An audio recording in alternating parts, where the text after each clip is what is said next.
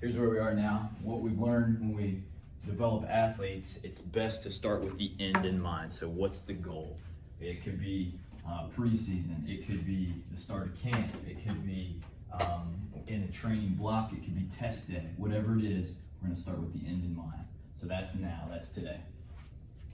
Way back in the 1960s, 1970s, college athletics, elite level athletics, and the university model, a lot of times were thought of as one.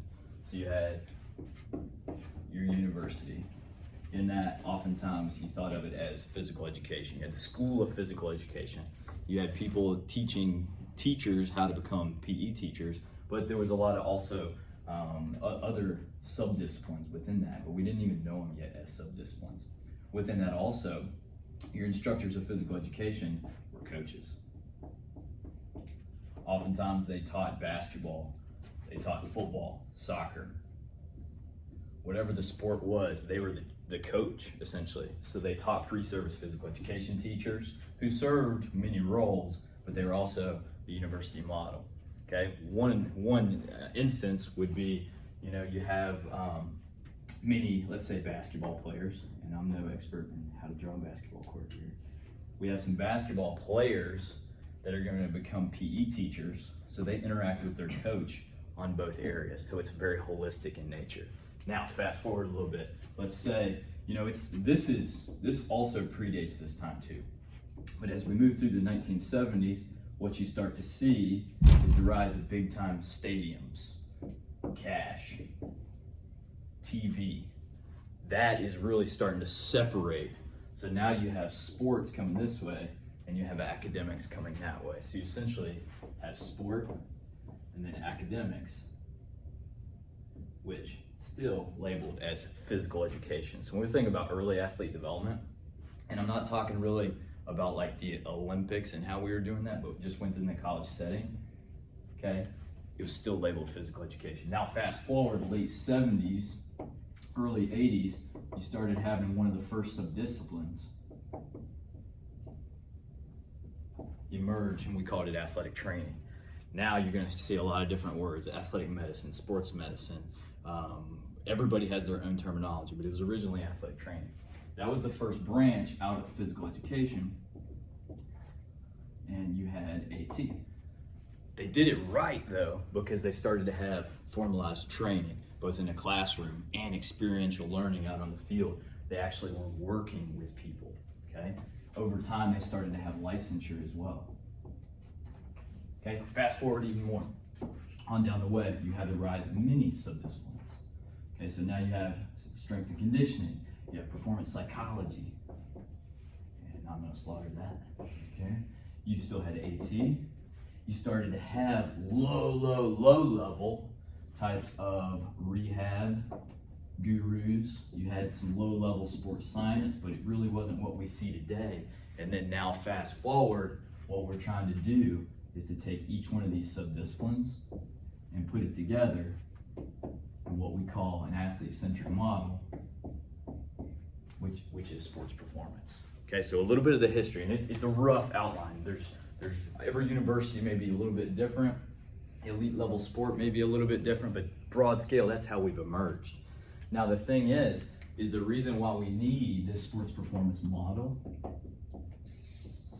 by no fault of any one of these groups, we've developed a level of expertise. We've worked in silos. So if I'm in sports science, or if I'm a strength coach, I've gotten really good at teaching athletes how to grow physically.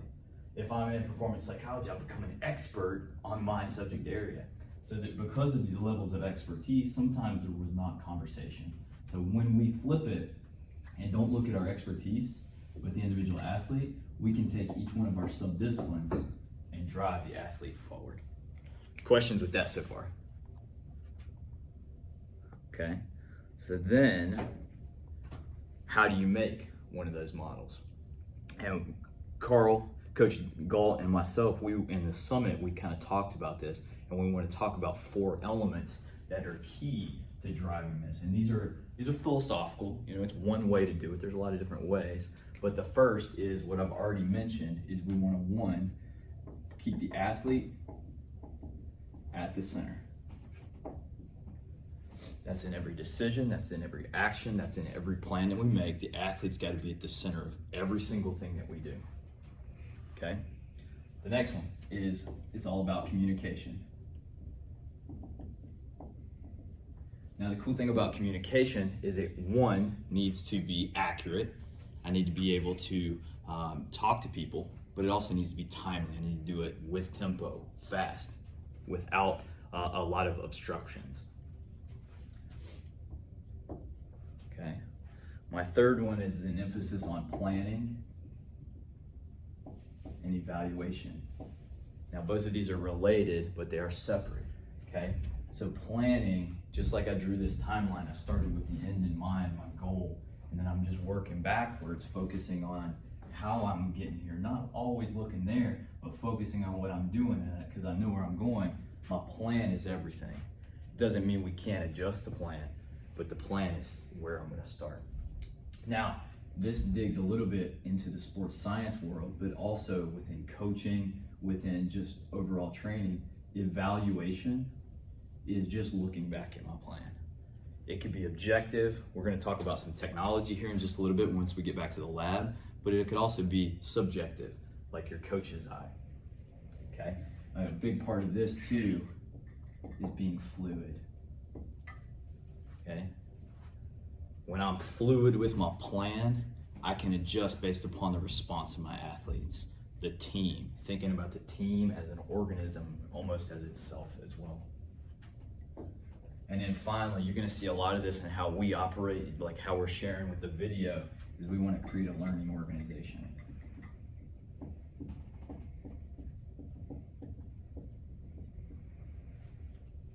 Okay, so a learning organization is where every different person within there is extremely open-minded. They're interested in what other people are bringing to the table. That doesn't always mean they agree with what they're doing.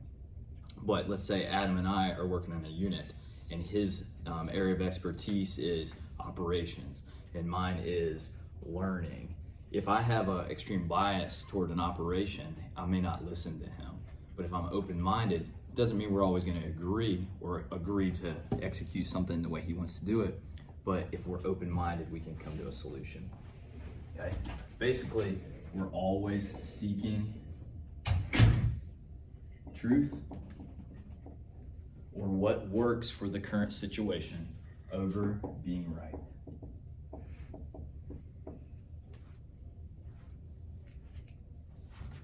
Cool? Okay. Any questions so far? Or comments? Really, anybody?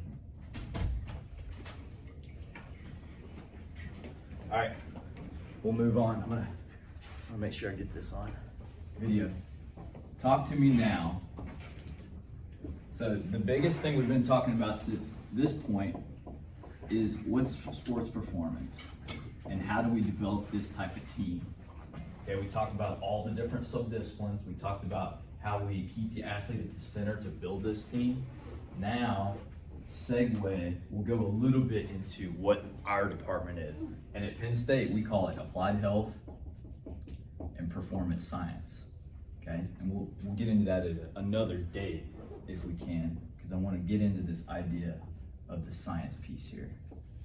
What does science mean? And there's no wrong answers here. What would science mean? If you hear science, what does that mean? I think testing an idea. Okay. What else? Experimenting. Experimenting. Okay. I think of the word research. If I misspell, please. Okay, what else? Is there anything else?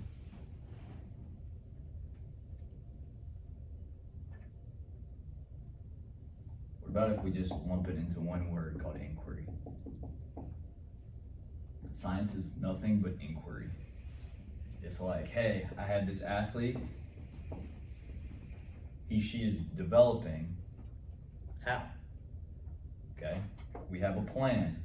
I need to get here. I'm currently here. I have this amount of time.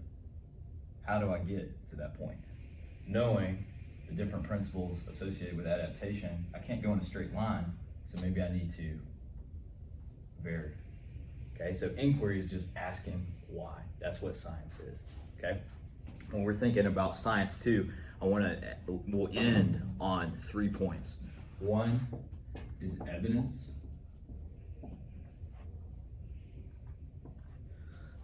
Two is reason. And three is just simple questioning, and that relates back to what we were talking about. So when we're trying to explain the why, whether it's talking about development here, or we're trying to draw a really intentional plan here, we want to think about obtaining evidence. It's not really about emotion, what I think, my opinion, it's about evidence, okay? What describes this process or this plan that puts me in the best position? The second one is going back to the whole idea of questioning and not being super tied to just my experiences alone. I want to use reason to explain things. And I think a neat word here too is the idea of creativity. Okay, so creativity comes into play here. I need to be very creative in coming up with a potential hypothesis to test. Then I'm going to formulate a reason to explain. And then finally, even after I come to a conclusion, I'm going to question if it's accurate. Make sense?